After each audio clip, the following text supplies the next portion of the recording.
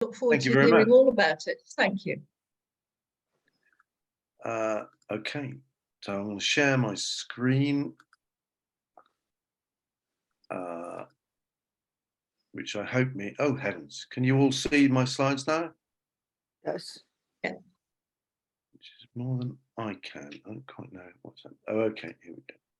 All right, well, good evening, and thanks for having me here. I'm more than happy to talk you through the history of Jarrold. This project actually began for me back in 2017 when the Jarrold family, mainly Caroline Jarrold, asked me if I'd be interested in being the writer for the first history of Jarrold in over a century, which I was thrilled to take on. I was a little daunted when we discussed it initially because the request really was to make it warts and all, and to do that they would give me unfettered access to the records. I then discovered there are 350 boxes of records, so it's it was quite a lot of material to go through, but it proved extraordinarily interesting, and let me talk you through it. The story of Jarrold really doesn't start until, sorry, I'm just looking at my slide. Can you see my slides changing there? We can, but not as a slideshow, Pete. We can. There we go. It's a slideshow now. Yeah. Sorry, it's my fault. So this is John Jarrold. No matter how innovative and creative the Jarrold family have been, when it comes to naming their male children, they've been singularly repetitive in using the word John, which does make life difficult for the researchers sometimes. But nonetheless, this John Jarrold, born in 1745, sent to be an apprentice, and as an apprentice he's a 12-year-old orphan boy. He's sent to a man called Mr. Bridgman at Woodbridge, who runs a draper's store. John Jarrold is a very serious young man, and this book called John Jarrold, his book, I rather thought it might be a small little notebook. It turned out to be quite a large manuscript book. It's the kind of holy grail of Jarrold artifacts, if you will. This is a book that he kept, a commonplace book, if you like. It's interesting because it contained certain sort of gossip and day-to-day ephemera, but he did start to write down at a very young age, he was only about 12 or 13, his rules to be a good tradesman. Some of them are fairly predictable, a kind of neither a borrower nor a lender be, but others of them are quite innovative for an 18th century young lad. He talks about what we would now call customer loyalty. He talks about delivering good value and service. So it's a very interesting concept that this young chap over there in Woodbridge is working out how to be a good tradesman. By the time he's 21 in 1766, he acquires his inheritance. It's quite substantial. It comes from his grandfather and father. And in 1770, having tried a few small business projects, he goes to Woodbridge and opens his own shop. And it's there that he marries Elizabeth. They have children. They literally live above the shop. He travels to buy high quality stock. It's all going extremely well. But unfortunately, in 1775, John dies. We have some reason to think he may have died of smallpox, but we can't actually prove that. He was highly regarded in the community, and his death came as a shock to everybody. His widow, Elizabeth, stayed on in the shop for about a couple of years, and then she does a rather extraordinary thing. She moves to Norwich to live with her parents, but what she does is she takes with her her son, John, but she leaves her 4 daughters in Woodbridge to live with family and friends. This causes a considerable tension, and she is effectively excommunicated from the church at which she's an ardent worshipper, or was an ardent worshipper in Woodbridge. They effectively disown her. She lives in Norwich with her parents and her son John until in 1785 she dies quite suddenly, and history repeating itself, the young John Jarrold, the second young John Jarrold, is sent as an apprentice to another draper, this time the splendidly named Obadiah Silcock in Stalham. And so this second generation of Jarrold, he too learns the trade, Silcock becomes something of a mentor to him. It's quite a strange relationship in that on paper, John Jarrold, the apprentice, is a wealthier man than Silcock, the mentor. But they do get on and they build a very strong relationship. What happens next is that John starts to get letters from his sisters, and he starts to wonder himself about his inheritance. Amongst a couple of executors, a man called Cooper, who is an attorney at law, has been appointed as the executor and caretaker, if you will, of the Jarrold fortune. The sisters are asking where the money is. Obadiah Silcock is saying to John, I really think you should investigate this because it seems very odd that occasionally the odd bill is paid, but this money isn't materializing. And he really tells John to go to law, which initially John resists, but he does give in the end, and he finds himself a lawyer, a man called Cafode. Cafode starts to look in depth at what's going on, and it doesn't take him long to work out that what in fact has happened is that Cooper, the executor of the Jarrold estate, has in fact stolen it. He's stolen it all. He's embezzled it. It's quite weird in a way because he's a relatively lowly lawyer, but he's managed to buy himself a substantial estate, and seemingly nobody has ever questioned that. He carries on life as normal until Cafode gets him arraigned and into court. He makes some paltry excuse about being too ill to get to court. And eventually, on a Saturday evening in 1796, Cafode, accompanied by the sheriff's men, pull over Cooper's stagecoach on the Thorpe Road, burst open the doors and arrest him. Amazingly, Cooper says he can't come straight away because if he doesn't go home, his wife will worry, which seems a bit of a paltry excuse given that he's been told the game is up and he's now under arrest for serious embezzlement. Extraordinarily, he does actually repay the debt. The young John Jarrold is very, very numerate. He's very good at working out money, and he works out exactly how much he's owed, exactly how much interest there is due, and an arrangement is made. And it takes nearly 20 years, but basically the money is repaid. With that financial stability, John Jarrold II opens his own business. Now, this is an interesting development. And I can't deny a certain smugness about this particular chapter. This is a handbill that John Jarrold II issued to say that he was now open for business in Woodbridge. And if you look closely, you'll see that he says he's taken over the shop late in the occupation of Mr. J.B. Taylor. I couldn't find out anything about this Mr. Taylor. And it was only when I did more and more digging, what I discovered was that that's a spelling mistake. It wasn't Taylor, T-A-I-L-E-R, it was Taylor, T-A-Y-L-O-R. And when I knew that, it opened a lot of doors because Mr. Taylor, spelled correctly, was quite well known. He had political aspirations. He worked in campaigns against slavery, but also he's the man who took over the shop that John's father had had. So we now know that John Jarrold II had gone back to Woodbridge and opened his shop in the same premises that his father had, which is a rather nice development.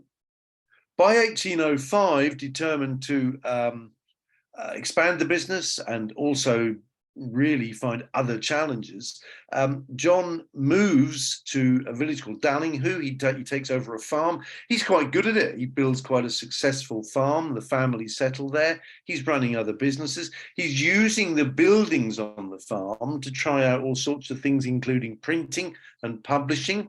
I'll come a bit more to his publishing in a moment, but for 10 years or so, everything is fine until this happens. 1815, the Battle of Waterloo ends the Napoleonic War, which of course was a good thing. People stopped killing each other and the war was over. But in real terms, and with an eerie resonance of kind of post-Brexit, what happened was suddenly people realized they'd not worked out a trade deal with a new look Europe. And the result was cheap French grain flooded into the UK. Hitherto, throughout the war, it had been banned, but now it was allowed in, and it wrecked British farming. John Jarrold's farm took a massive financial hit because of this. He did survive, and he survived by doing all sorts of things, not least of which is writing, publishing and printing pamphlets like this one. That's actually his own signature, by the way, at the top there.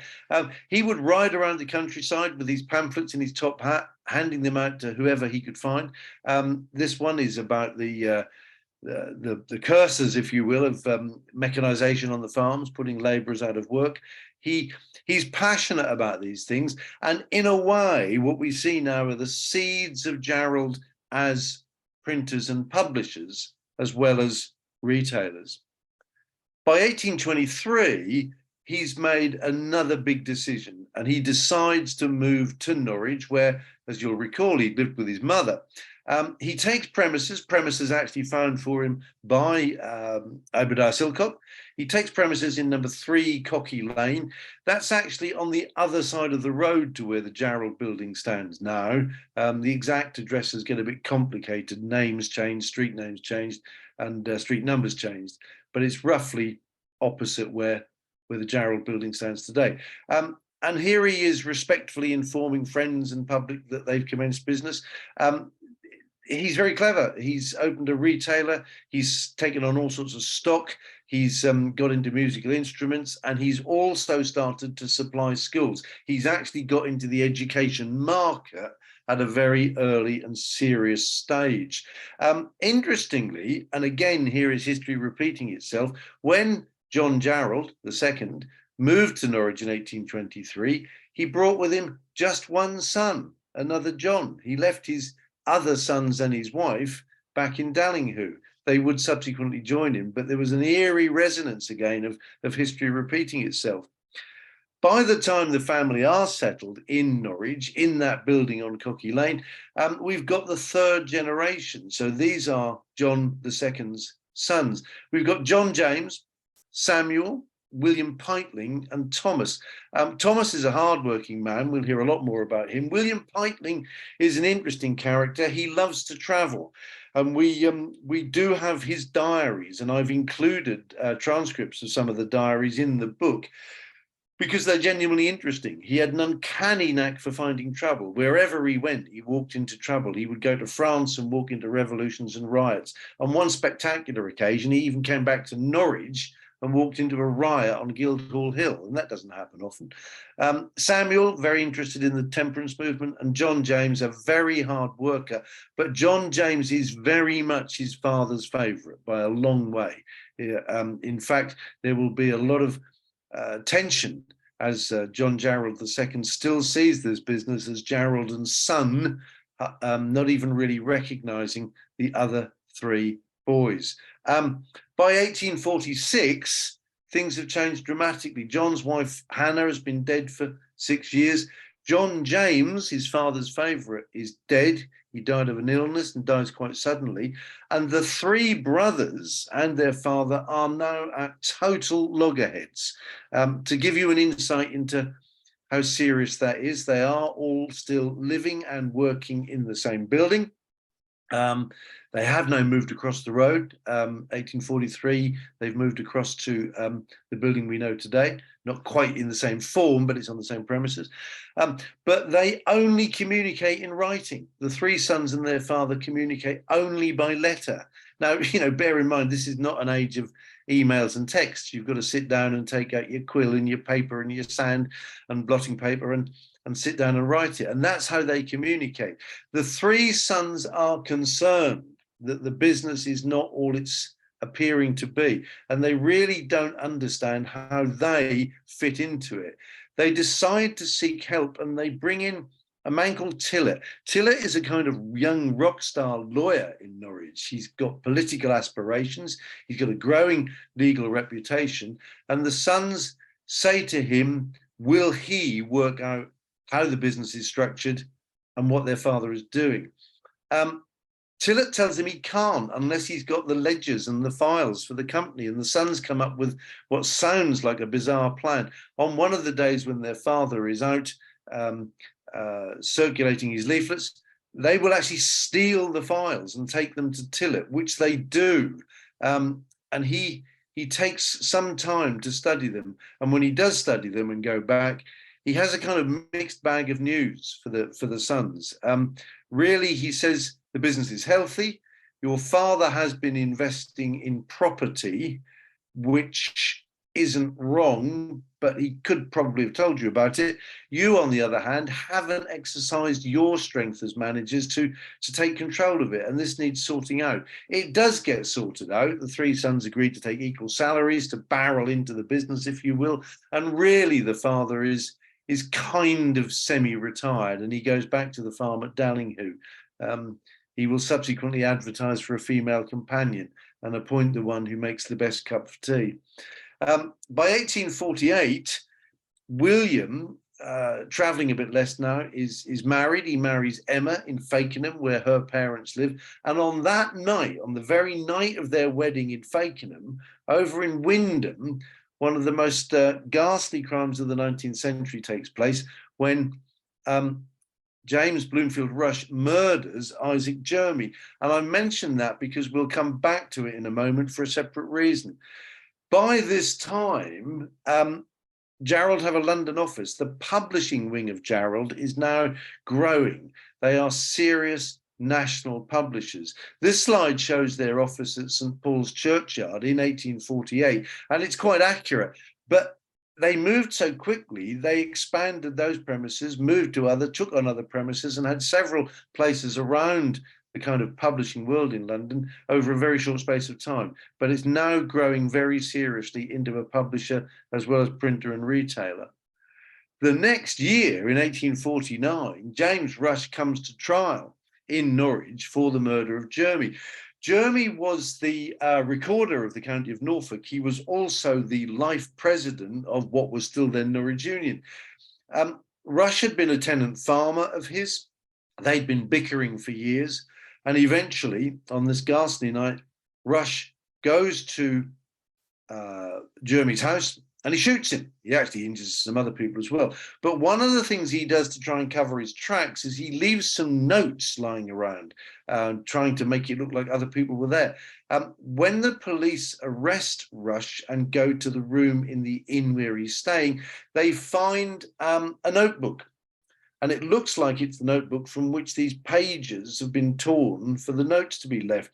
They called Thomas Jarrold about 3 days into the trial on a Saturday. They called Thomas Jarrold as a witness because Jarrold made that notebook. Thomas himself knows how that notebook was made, and he can prove that the notebook in Bloomfield Rush's hotel room is the notebook from which the pages were torn. Now, it's unfair to say that that evidence alone saw the conviction and execution of Rush, but it was significant, and somewhat eerily, of course, when they did hang Rush, they hanged him at the Shire Hall, pretty much in sight of the Jarrold premises, which is quite a grisly thought. By 1877, as publishers, Jarrold are really substantial, and so comes this story of Black Beauty, which I want to take a few minutes to talk about because it's a particularly interesting part of the Jarrold story. I think all of you will know that the book was written by Anna Sewell, but this story starts with Anna's mother. Mary Sewell was a staggeringly successful Victorian author. The books she wrote were high Victorian sentiment and would really not bear much reading today. But she'd become rather disenchanted with her publisher and had approached Samuel Jarrold, who she knew through the temperance movement, to ask if Jarrold would take her on. And they do. Samuel and Thomas take on Mary Sewell. And one of the books they published by her is Mother's Last Words, which really is a Victorian heartthrobber. But, you know, this is a million-selling book. These are massive sales. She's a hugely successful writer. And she's in very close contact with Jarrold as her publisher. And on one occasion, she's in a meeting with Mr. Tillier, the manager at the London publishing office of Jarrold, and she takes in a little idea of Anna, her daughter. Anna is not, as she's sometimes represented, a kind of precociously talented child. She wasn't. She was about 50 by now, disabled after a riding accident as a teenager, and not inexperienced in writing. She'd edited for her mother. She knew the craft. But Anna's got a big passion, and that's cruelty to horses. She thinks it's abhorrent, and she's written a little book where the horse is the first person narrator explaining the horrors of abuse of horses, in particular the use of a thing called the bearing rein, which keeps the horse's head up. Mr. Tillier down in London thinks it's good. He takes it to Thomas Jarrold, or sends it to Thomas Jarrold in Norwich. Thomas thinks it's definitely worth publishing. Jarrold do work at this. They work very hard. They hire a high quality illustrator. They actually do what we would nowadays call test marketing. They put the book out and tweak it to meet tastes. They alter the price of it. They have a bit of a disaster when the printing blocks are broken and have to be remade. But eventually they have to fix a date. And if you Google Black Beauty, you will find November the 24th, 1877 as the publication day. It's a Saturday. Thomas Jarrold is in the office and he's in the newly refurbished binding department when he turns to come downstairs and he has a fit. He falls down the stairs. They rush him to his home, but by early evening, he's dead. He doesn't see the book come out at all. For that matter, Anna is dead within a few months. And basically, most people involved with the book don't really see it come out and be famous. It goes on to be extraordinarily famous, and it's pirated in America, where millions of copies are printed with no income to Jarrold or the Seals whatsoever. There's a grim and sentimental story that at Anna's funeral, her mother was seen to be looking out the window and heard to say to herself, "Oh no, this won't do." And what she's seen is that the horse-drawn hearse has actually got a bearing rein on it. They go to the undertaker and tell him to remove it, which he does. But this is a huge part of Jarrold history. It places them as major publishers. And by now, as the years kind of segue, we find ourselves in the fourth generation of another John, William and Herbert. These are Samuel's children, and it's complicated because the John on the left of the slide is Samuel's son by his first marriage. William and Herbert are his sons by his second marriage. John is an extremely hardworking man, but he's the first Jarrold to have no shares, no seat on the board. He's not a director. He's, in fact, a hired hand. William and Herbert are sent away to be apprentices and learn the trade. They come back, they're kind of parachuted into the business, and they do a good job. But John James, determined to become a bigger part of the business, he mortgages his house. He finds an aunt away up the family tree who's got some shares. He uses the mortgage to buy the shares, and he really does set himself to work. But tragically, he dies in 1890. Personally, I think he actually died of overwork. I think he was such a hardworking man. But it leaves William and Herbert, who initially were quite difficult to get my head around as a researcher. They seemed almost entitled, really. You know, they were men brought into the business. Their mother was absolutely keen on getting them into the business, but they do good work. They take the business on and they really do start to develop it. And it's them who are there in the 1890s when things like Cromer, North Norfolk tourism, Poppyland, postcards, calendars, all of those things start to develop, and Jarrold are in the forefront of it. They are very much part of the printing and publishing of this new burgeoning economy. And suddenly it's the 20th century. And in 1902, it's Herbert mainly who buys St. James's Mill. Now, St. James's Mill is interesting for a lot of reasons. It wasn't built by Jarrold. It was built in 1836, well, across 3 years, really, of 36 to 39, by Mr. Bignold. He built it for the Norwich Yarn Company, which in itself is fine, but it's actually quite a conflicted story because he believed he was, as it were, mounting a rescue bid for the local textile trade. The truth is, it was woefully underfunded and ill-managed, and it really didn't work at all. And Norwich Yarn Company became really a fairly spectacular failure in its sense. It really didn't hold up at all. In 1902, the mill was bought by Jarrold as Printworks.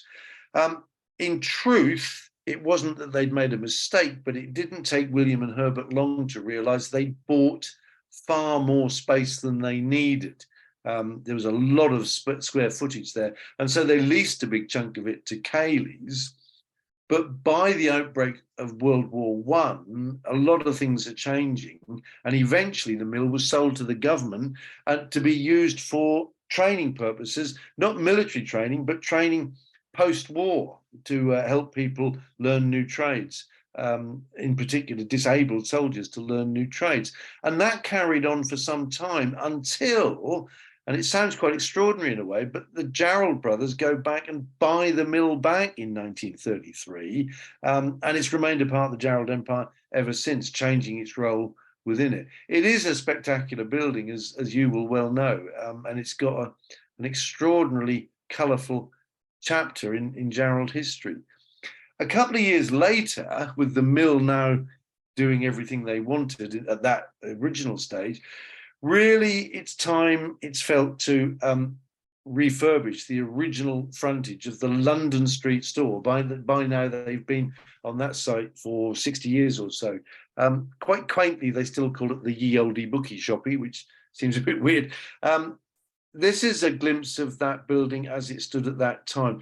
Really, what Jarrold want to do is do something quite spectacular in so many ways. And this is where George Skipper comes into the picture. Jarrold really wanted a local architect. They wanted a famous architect. They wanted a kind of celebrity star architect. And Skipper ticked all those boxes. He really did. So it was him they went to.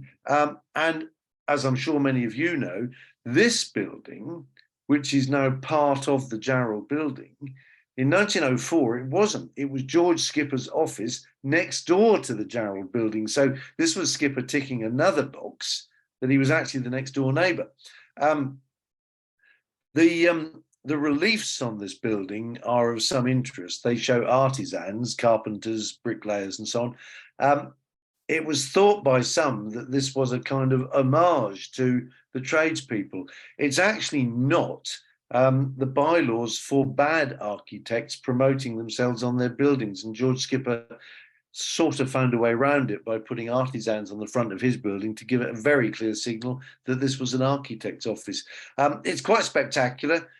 It's in the red stone that Skipper loved so much.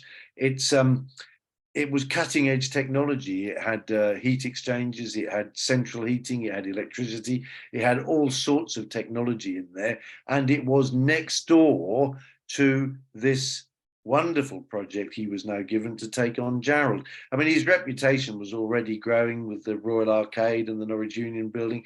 He was definitely the man for the job. The problem with George Skipper was he was a very florid character. And they had problems with him. Being next door, he was on site a great deal. He showed off. He was bombastic, and it caused tensions. The Jarrold family, and I've never been sure why they did this, but they chose William, who, from what I know of them, wouldn't have been the obvious choice, but they chose William to be the man to try and sort this problem out. Interestingly, what William does is he doesn't write to George Skipper. He writes to Skipper's brother, which in itself was quite odd because Skipper and his brother did not get on at all. There were a lot of tensions there. And so it was a kind of triangular arrangement, really. But nonetheless, to William's credit, he does manage to get a very forceful message through to the Skippers that unless George starts to behave himself, he will in fact be banned from the store. And peace broke out and all reigned. This is one of George Skipper's early drawings for the Jarrold store. It's interesting architecturally. First of all, on the ground floor, he can now use big windows. There are two reasons for that. One is the new craze, largely led by people like Mr. Selfridge. The new craze for window shopping is in place. So he wants big windows. Also, the technology now allows him to use slender pillars to create those big windows. So he's in one breath showing he can use the most modern techniques as well as delivering what the customer wants, which is big windows for window shopping. He uses different architectural styles as he goes up the building. For instance, the pillars on the top floor there indicate kind of academia, because at that stage the book department was there. It's been moved about 4 times since, and ironically has just gone back to that floor, but Skipper put it there. He also put these decorative bosses around the side of the building with names of authors that Jarrold had published. You will see the one that says Sewell. It's a moot point as to whether or not that was for Mary or Anna or both. The perceived wisdom is it's almost certainly for Mary, who was by far and away the biggest selling author. But you can still see those as you walk along London Street. If you look at the top of this drawing, there's the dome on the top. That never happened. The Jarrold family said it was too fancy and too expensive. Skipper gave in. As far as I can see, Skipper tried his hardest to sell it to every client he then encountered, and I think it ended up as a design on a bank building, but he wouldn't let go of it as a concept. With that building in place, suddenly we're into Edwardian Norwich, and retailing is in a completely different era now. Jarrold are introducing things like a circulating library.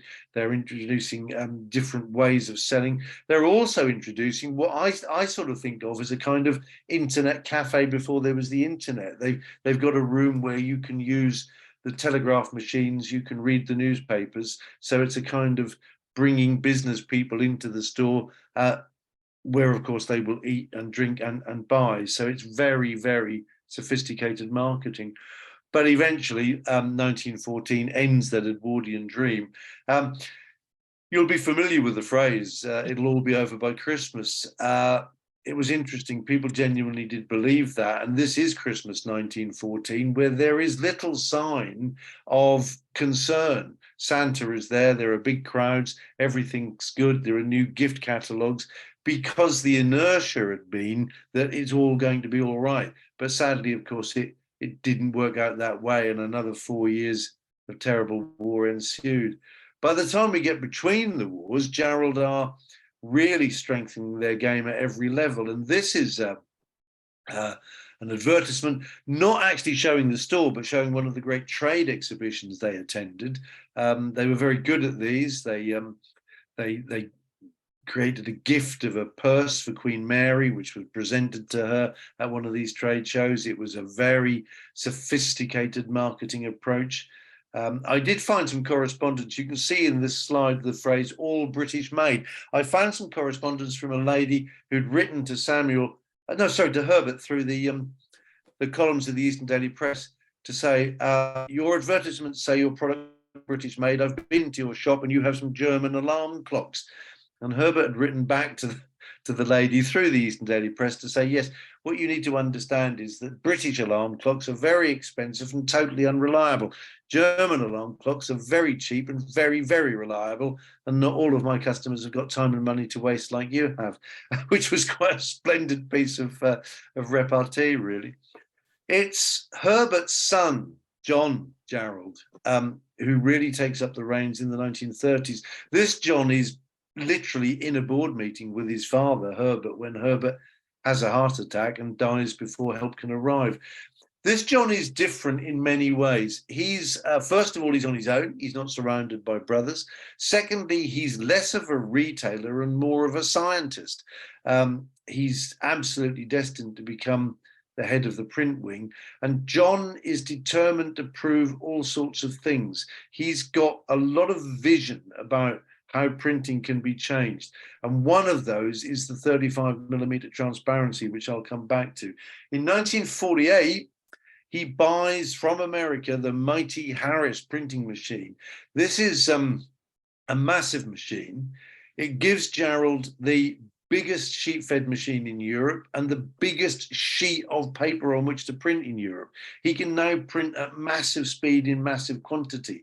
And he's also pursued the idea of the 35mm transparency. Now, you'll remember the 35mm transparency. Time was I'd have been making this talk with about 100 of them in a carousel. But it was quite new in the late 1940s, and people believed it was impossible to print high quality from it. John Jarrold was convinced you could.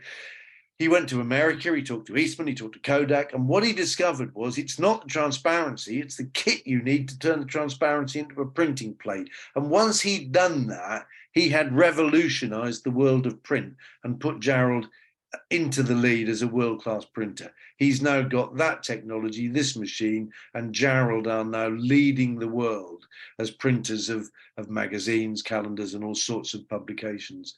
And it's his sons, Richard, Peter, and Anthony, who take on the next generation, by which time the company is really stabilized into three wings. So it's Richard, who takes over retail, Peter, who takes over the printing, and Anthony, who takes over the kind of remodeled publishing. And I say remodeled because it's now less to do with books and more to do with things like calendars, postcards, hardback guidebooks, and so on. It's a boom time. It's at this point that a major Norwich building project comes into view. The dear old Corn Exchange, from which Exchange Street takes its name, was next to the Jarrold store. It was no longer fit for purpose. The council wanted rid of it. Jarrold wanted it. To be frank, initially they weren't sure what they would do with it, but they sure as heck didn't want a competitor in it. So they mounted a campaign to buy it. It was a bit to and fro for some time. There was a lot of negotiation, but eventually they bought this big chunk of Norwich city centre. I was speaking to Richard Jarrold just before he died, and he told me just as the money was exchanged to buy this big chunk of central Norwich, he was in New York talking to the managing director of Macy's, whose advice to him was, the one thing you need now is to get out of city centres. You don't want to do that anymore.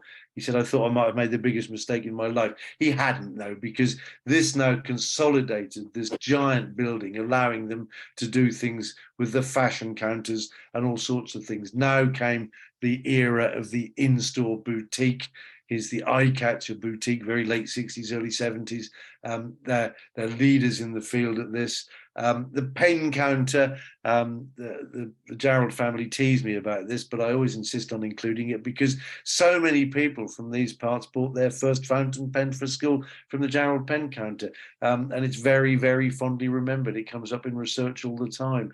By 1970, John Jarrold. The Jarrold family have always been very involved in the community, but John Jarrold is actually made Lord Mayor, and the family foregather to celebrate that.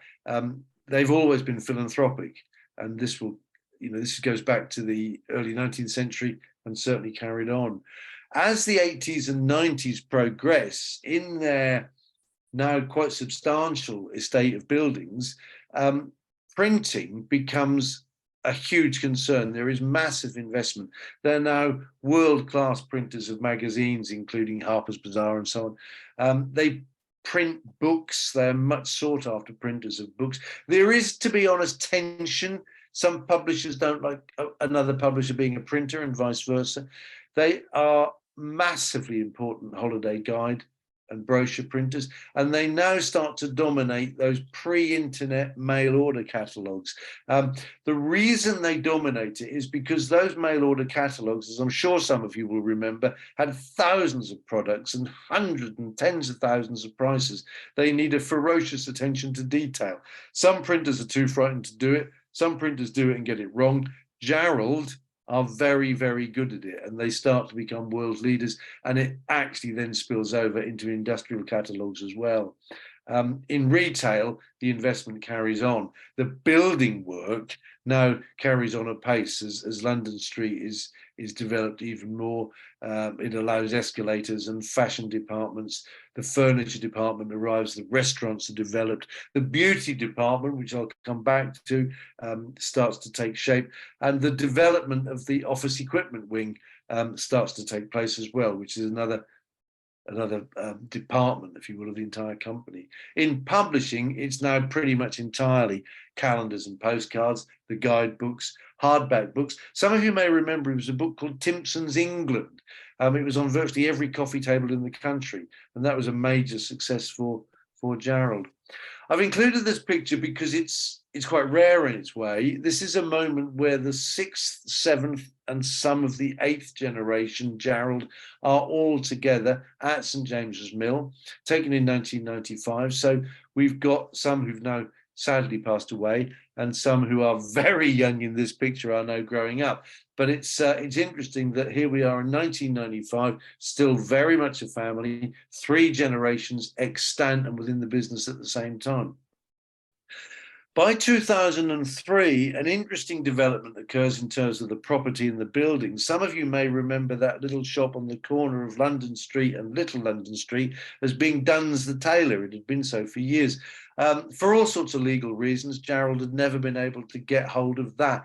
But the lease came up, and in 2003, they acquired it as effectively the last piece of the jigsaw to complete the entire suite of buildings around London Street. It's interesting because as the pandemic took hold, retailers were sadly going bust everywhere. And one of the reasons for that was the mortgages and rents they had on their premises. It's an interesting point to make that John Jarrold II, who his family weren't entirely happy with because he was buying freehold property, had actually bought property that almost certainly helped ensure Jarrold's survival because they didn't have mortgages and rents on those buildings. The freeholds had been bought by John all that time ago. And so it is that there we are with the London Street suite pulled together. In store today, well, does it look different? Of course it does, but the same basic premises of the right merchandise displayed properly and at the right price are there. The beauty business is worth a mention because this is a real step change. There is a huge customer loyalty in Jarrold for beauty, but this is no longer a world where a commercial traveller turns up with a briefcase and says, please, Mr. Jarrold, will you buy some of our lipsticks? These are brands who tell you if you are fit enough to be a retailer for them. And Jarrold have stood their ground and won the likes of Jo Malone and MAC Cosmetics, which are massive achievements in modern retailing. In-store dining has always been part of the Jarrold experience, and they've just got better at it, constantly developing all the time, as indeed they did with the delicatessen. As somebody said to me recently, sort of paraphrasing something in my book, you know, if somebody had said, let's put a New York style delicatessen in the basement of a Norwich department store, who could possibly think it would work? Well, it did, and it's been a huge success. Online, of course, was another aspect that saved a lot of retailers during the pandemic. Jarrold are very good at online. They were early starters, and they're not just toying with having a website. They're proper online retailers, but they do get that balance right in that you can still be in store and enjoy and see and feel and touch products. But we all like the convenience online from time to time. Own labeling, they've gone into, there are 2 ways to do own label, really. You can do it very stylishly or cheap and cheerful. The Jarrold labeling is very stylish, and people buy, I've done it myself, people buy these as gifts and send them overseas because they're such a lovely testament to Jarrold and Norwich. We now have to look at property in a different way because in truth, the property development arm of Jarrold is the biggest and the most important sector of the business in a way, and it's certainly where the future is. So down at the mill, St James's Place, the likes of Mills and Reeve and Burkitt's, Virgin Wines, Barclays Bank, these companies occupy premises that are managed and run by Jarrold. There's Wensum Housing at Blackfriars Gate and Duke Street, which is social housing. So again, serious property development. And down also near the mill is the Jarrold Bridge. The Jarrold Bridge was very much the brainchild of Peter Jarrold. He saw it as a tribute to his father. In Peter's mind, it links the city to Mousehold Heath, a kind of natural world to the commercial world. It's an 80 meters sweeping Jarrold J. It's an award-winning design. It appears to float on nothing over the water. And it's a huge and wonderful gift to the city. And as a building is of huge interest. You know, it's an architectural interest. It's a philanthropic interest. It's a wonderful thing that Jarrold have done there. Today, business services occupy large space in St James's Mill. They do business skills training, there's software training, there are training rooms, and there's the facility management company that operates out of the mill as well. Jarrold in the community, as I mentioned earlier, always philanthropic and heavily involved in things like the festival, the Philharmonic Society, the early adopters into the Sainsbury Centre and the university, the Forum Trusts they contribute to. They run the Heritage Alliance. You know, they are hugely involved.